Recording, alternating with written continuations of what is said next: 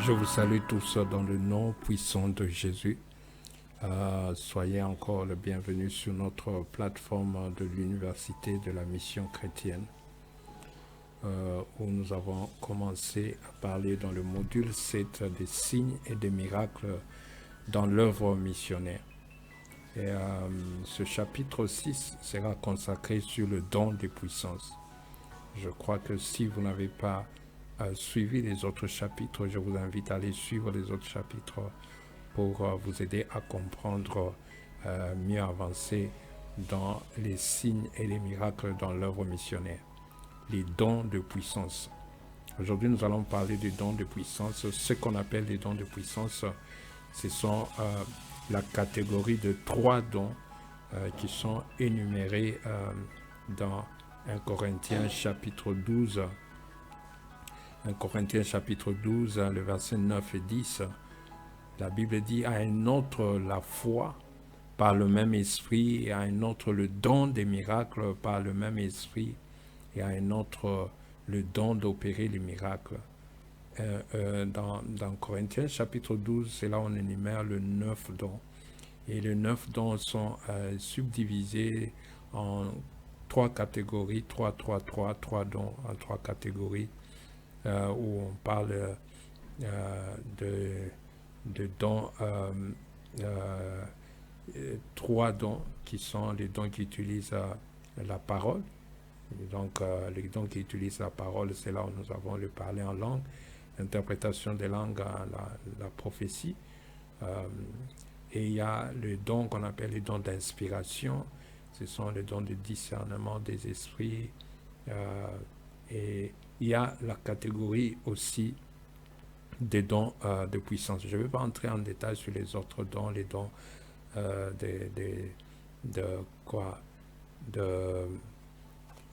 les autres dons, les dons qui utilisent la parole, les dons d'inspiration. Je ne vais pas entrer en détail sur ces catégories-là. Je vais vous focaliser sur les dons de puissance, parce que ici nous sommes en train de parler des signes et des miracles dans l'œuvre missionnaire.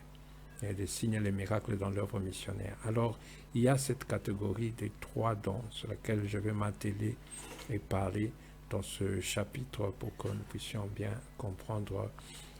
Il y a le don de foi, il y a le don de guérison, il y a le don des miracles. Parce que souvent, c'est les catégories de ces dons, souvent ça intervient, ça peut intervenir les 3 à la fois. Et les gens n'ont pas la capacité de discerner quel don agit, comment, et de discerner la différence entre ces dons-là. C'est ainsi que je vais un peu parler. C'est comme aussi dans les dons de révélation, où on a les discernements des esprits, on a les paroles de connaissance, paroles de sagesse. Ces 3 dons aussi interagissent. Parfois, une personne peut avoir les 3 dons qui interagissent au même instant pour une seule cause. Il faut seulement être très avancé pour voir la distinction. Nous allons voir, et comme je voulais encore vous rappeler que nous ne voulons pas faire trop une étude théologique, mais nous allons aller plus dans la pratique. Cela va vous permettre de mieux comprendre la différence entre les 3 dons et comment ils agissent et comment ils peuvent interagir entre eux. C'est important. Donc, j'aimerais que vous reteniez très important ces 3 dons, et vous reteniez aussi ceci, que la diversité d'opérations n'est le même Dieu qui opère tout en tous. C'est vraiment important de savoir que Dieu, comme je disais que dès le début, que le but des miracles, des signes selon Dieu, c'était de se faire connaître à son peuple et de se faire connaître aux païens. Donc le but de Dieu, c'est de se faire connaître par ces miracles et ces prodiges. Et aussi, je voulais dire aussi, nous avons parlé, quand nous avons vu le chapitre sur le chapitre où nous avons parlé des voies de Dieu, j'ai expliqué que Dieu a des différentes opérations. Les opérations du Seigneur sont infinies. Nous avons 9 dons qu'on nous a présentés dans 1 Corinthiens chapitre 12, qui sont les dons du Saint-Esprit, que le Saint-Esprit donne selon son bon vouloir à qui il veut et combien il veut, il le donne. Mais le Dieu des opérations, c'est le même Dieu, et Dieu vient avec une diversité d'opérations. Il ne faut pas bloquer Dieu dans une seule opération. Je l'ai expliqué dans les voies de Dieu. Si vous n'avez pas encore suivi les voies de Dieu, allez dans les voies de Dieu, vous allez bien comprendre pourquoi j'ai expliqué. Parce que si vous restez dans une seule opération avec le Seigneur, vous ramenez Dieu à entrer dans les rituels. Or, les rituels sont démoniaques et sataniques. Ce sont les démons qui sont dans les rituels, qui font les mêmes choses au même moment pour avoir le même résultat. Quand quelqu'un te dit, si tu fais cette prière, chaque fois que tu fais cette prière, il y aura ceci qui va se passer. Alors tu bloques cette prière, tu les fais plusieurs fois, la même prière pour avoir le même résultat. Ce sont des rituels, c'est un rituel et c'est démoniaque. C'est ainsi que pour tous ceux qui sont avec moi sur ce chapitre, j'aimerais vous dire qu'il n'y a pas de secret dans le don. Si quelqu'un te dit pour les miracles, pour les prodiges, il faut, voici les secrets, prends ceci, commence à utiliser, il te fait entrer dans l'occultisme. Si quelqu'un te dit que pour les dons des miracles, pour que les miracles t'accompagnent, il faut porter un bracelet pendant que tu prêches, il est en train de te faire entrer dans l'occultisme. Les dons, c'est donné, c'est un don. Ça veut dire que c'est Dieu qui le donne. C'est Dieu qui le donne à qui il veut. Il donne ce don-là.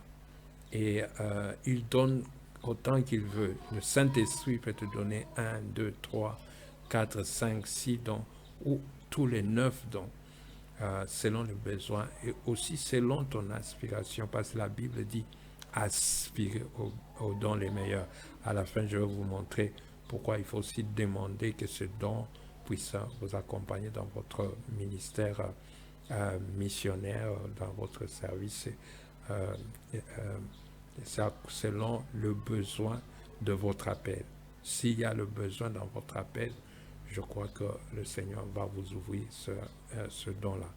Donc, un don, c'est une personne qui a le don. Je crois que nous avons vu les chapitres qui viennent avant le précédent. Nous avons vu comment vous pouvez agir pour que Dieu libère les miracles sans que vous ayez le don. Sans que vous ayez le don des miracles, sans que vous ayez le don de guérison, sans que vous ayez le don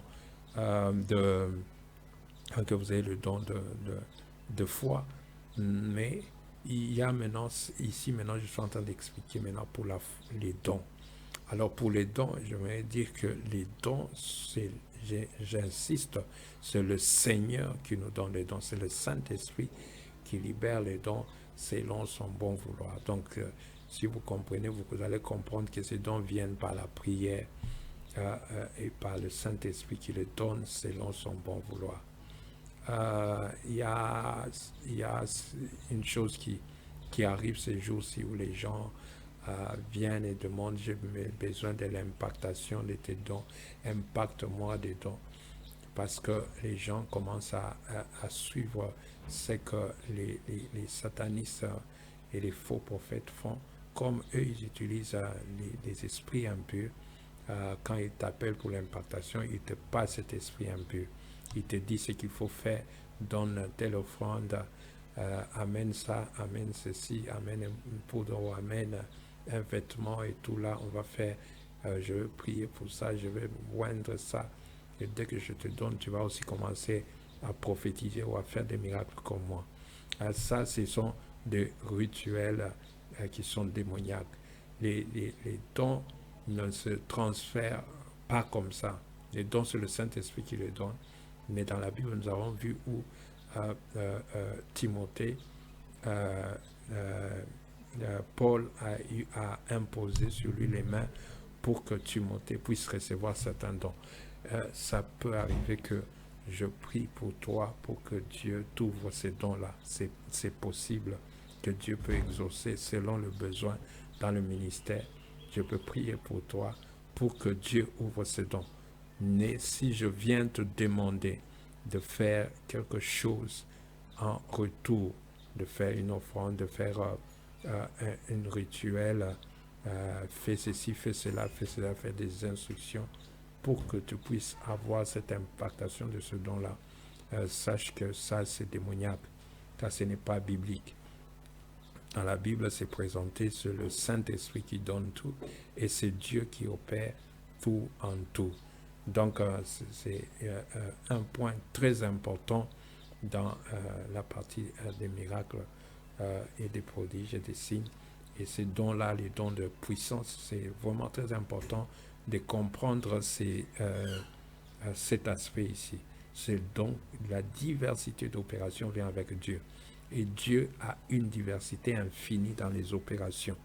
La même guérison peut être du malade peut s'opérer dans différentes opérations. La même guérison peut-être d'un aveugle peut s'opérer dans dans différentes opérations. Donc il faut que vous compreniez cela avant que nous allions dans des exemples.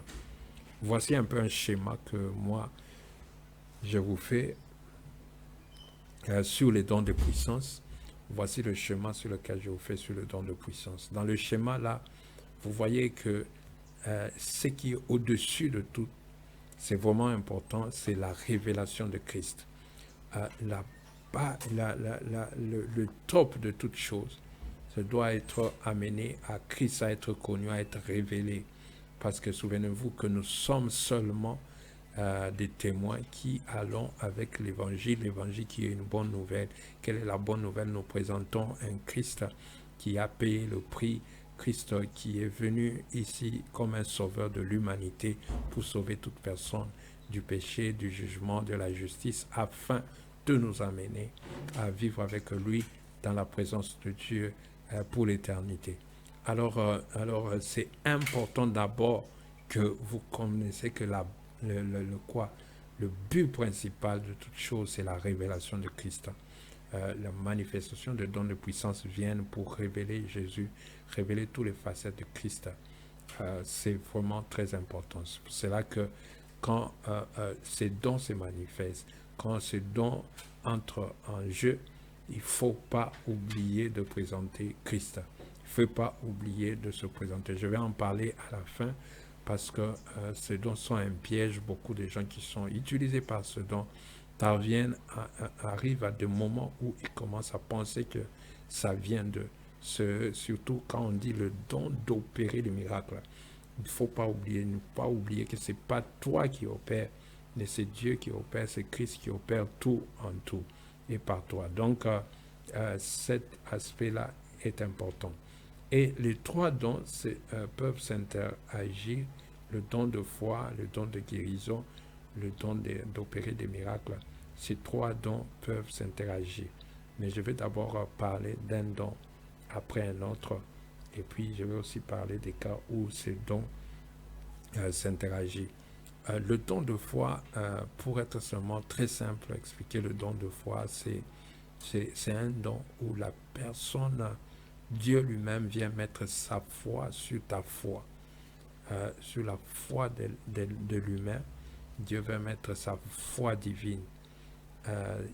Donc, je peux expliquer ça comme ça. Donc, souvent, les gens qui ont ce don, ils ont une foi qui n'est pas humaine, c'est une foi d'une dimension divine. Et cette personne qui a reçu ce don de foi, s'il fait une déclaration, souvent ça produit des effets. Je crois, nous avons vu ce don en action lorsque Josué s'était levé pour dire soleil, arrête-toi sur Gabaon. Josué a parlé au soleil et le soleil avait la capacité, s'était arrêté. Donc cette foi-là, c'est une foi, c'est un don de foi, c'est la foi divine qui vient s'appuyer avec la foi humaine et qui vient déclarer quelque chose ou qui vient parler à quelque chose et la chose obéit. Ça, c'est le don de foi. Le don de foi. La personne qui est souvent utilisée par le don de foi, souvent ces déclarations ne restent pas sans effet. Quand il déclare quelque chose poussé par ce don de foi, des choses arrivent. Et quand il déclare ces choses, souvent c'est déclarer des choses impossibles.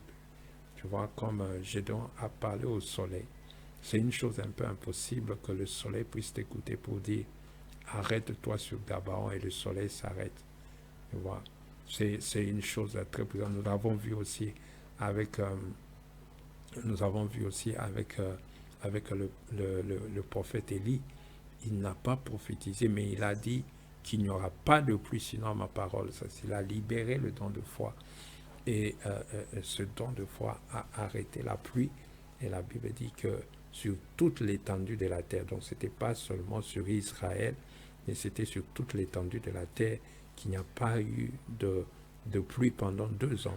Parce que Élie avait libéré une parole poussée par le don de foi. Donc le don de foi, il agit comme ça. Souvent, la personne peut libérer une parole et la chose qui libère la parole, la chose peut obéir. Il y avait un serviteur de Dieu qui était dans un taxi, et il était dans les taxis, ça c'est en Afrique du Sud, il était dans les taxis sur une autoroute, et pendant qu'ils étaient à vive allure sur l'autoroute, le chauffeur a perdu le contrôle de la voiture. Donc il n'y avait plus de frein dans la voiture, et le chauffeur ne pouvait plus contrôler la voiture. Alors le serviteur de Dieu, quand il a vu la situation, il a crié, il a parlé à la voiture, voiture, je t'ordonne, arrête-toi au nom de Jésus. Et la voiture s'est arrêtée. Donc ça, ce sont les dimensions du don de foi. Quand quelqu'un a le don de foi, quand il déclare des choses impossibles, ça obéit. Des choses impossibles, ça obéit. Et allons maintenant au don de guérison. Le don de guérison, c'est un don qui normalement manipule ce qui est là, qui guérit ce qui existe. Le don de guérison, quand une personne est malade, il a un organe qui est malade, il y a un organe qui n'est pas bien. Le don de guérison vient guérir cet organe-là. Il vient donner une guérison à cet organe. Peut-être que, même si on a déjà dit les reins sont faibles, le don de guérison peut venir et donner encore la force à ces reins-là. Donc, le don de guérison, comme nous savons, la guérison, ça intervient quand il y a toutes sortes de maladies, même les maladies qui n'ont pas de nom, qui n'ont pas de remède, parce qu'il y a aussi des maladies démoniaques qui n'ont pas de remède, mais le don de guérison intervient pour libérer la personne. S'il y a un démon derrière ça, le don de guérison peut chasser ce démon-là et libérer la personne afin que la personne soit complètement guérie. Ça, c'est le don de guérison. Je crois qu'on ne peut pas beaucoup parler sur ce don-là. Certaines manifestations, il y a certaines personnes qui peuvent sentir la même chose que la personne sent, peut-être une douleur dans leur propre corps. Un serviteur de Dieu peut ressentir la même douleur juste pour signaler que c'est confirmé que la personne sent la même chose et que la personne est sur le point d'être guérie. C'est le don de guérison qui intervient. Et on a maintenant le don d'opérer les miracles. Le don d'opérer des miracles, il intervient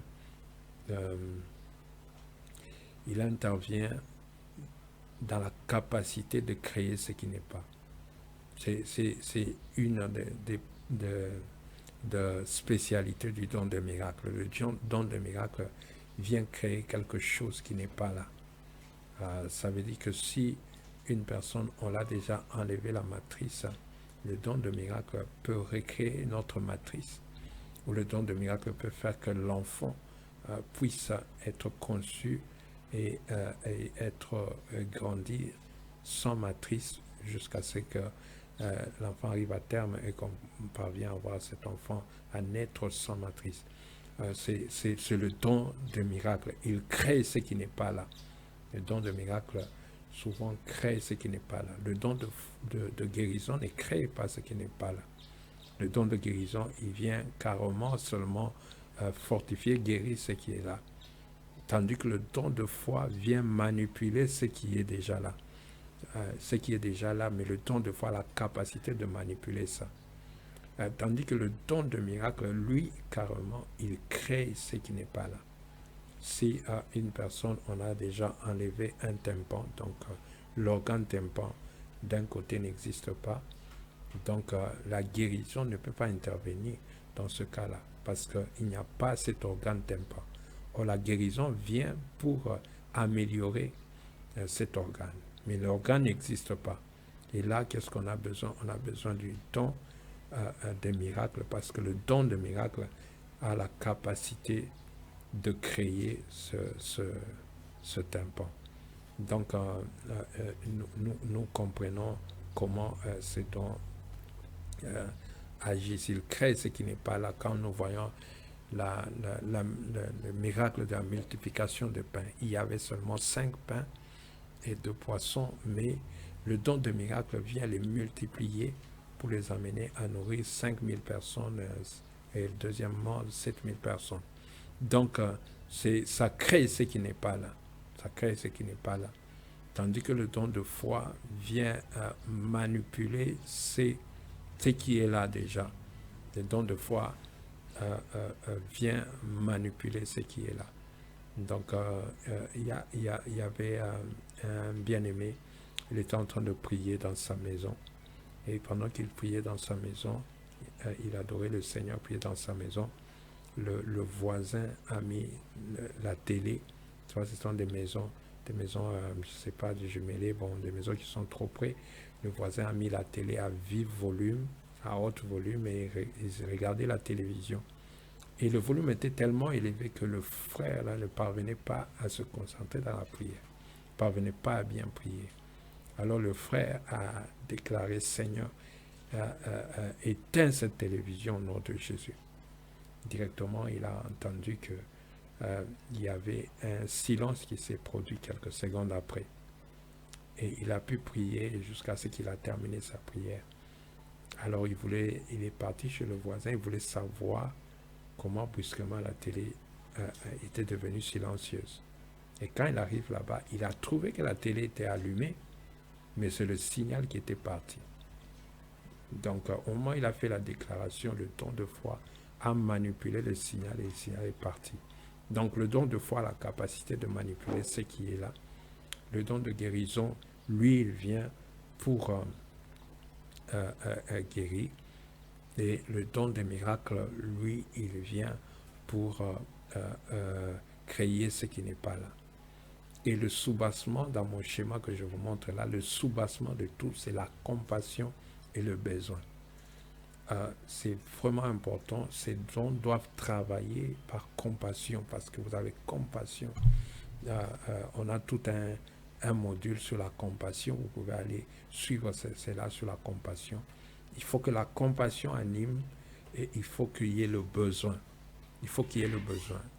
Un don qui vient de Dieu, un don de miracle, de guérison ou d'opération, c'est pas que vous vous levez seulement comme ça, vous voulez seulement jouer avec ces dons.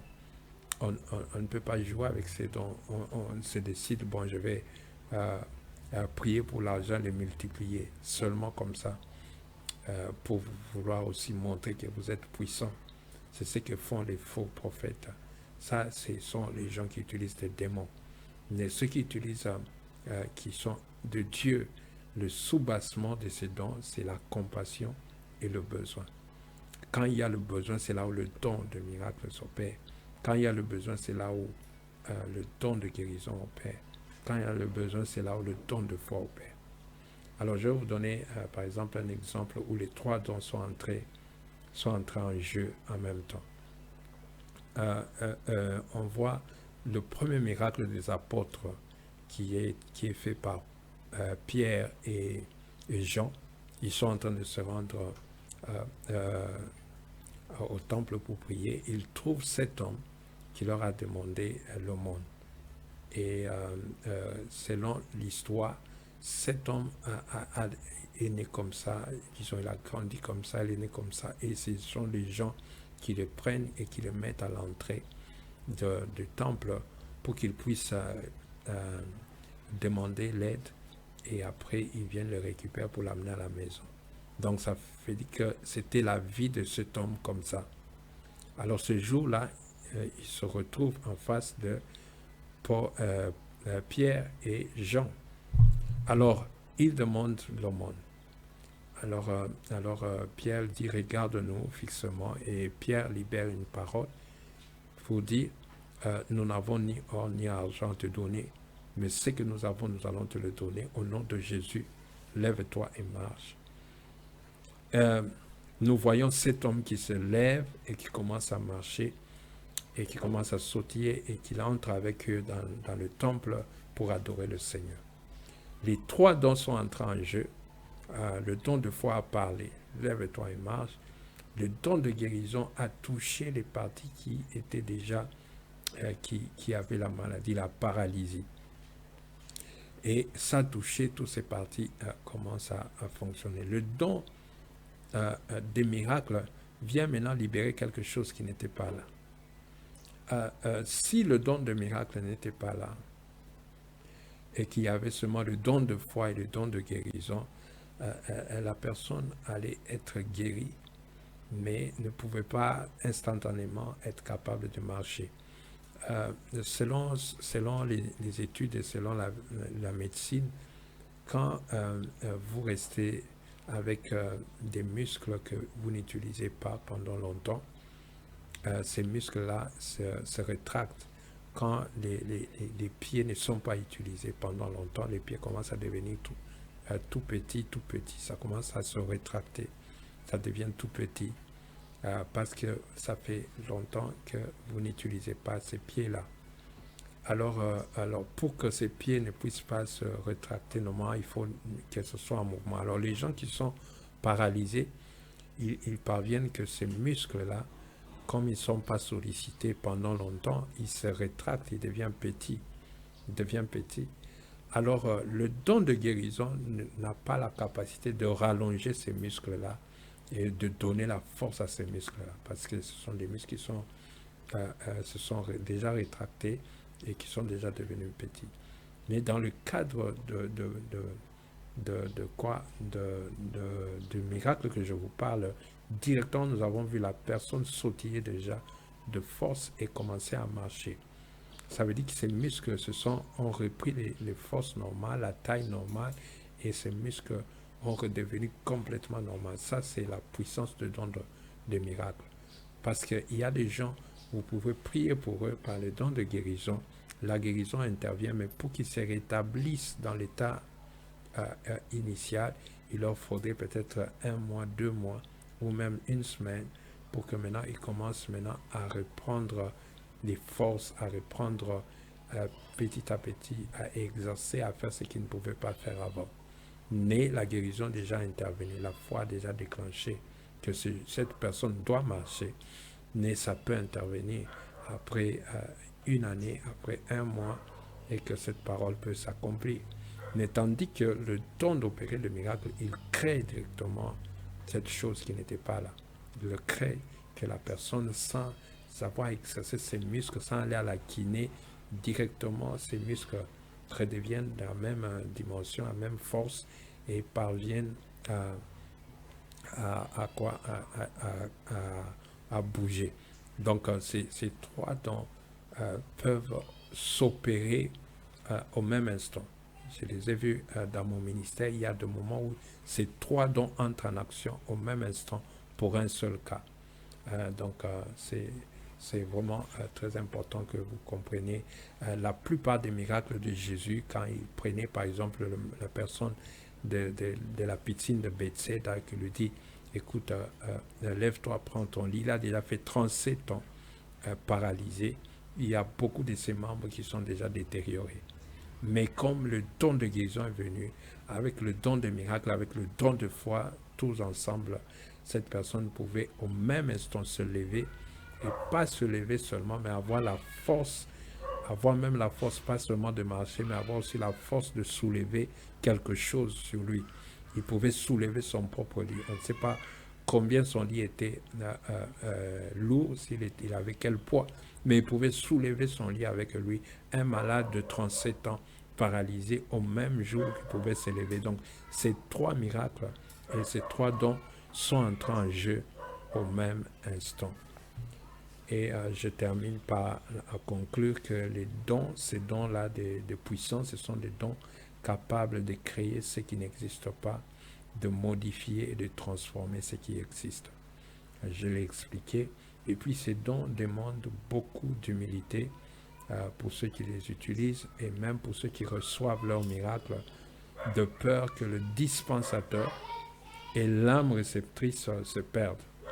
Vous pouvez faire les miracles à la fin, ces miracles-là, comme Dieu vous utilise dans les miracles, si vous n'avez pas d'humilité, à la fin vous pouvez être perdu. Jésus a dit, beaucoup viendront dire à mon nom, nous avons fait beaucoup de miracles en ton nom, et le Seigneur dira, je ne vous connais pas. Mais il y a aussi des gens qui recevront les miracles.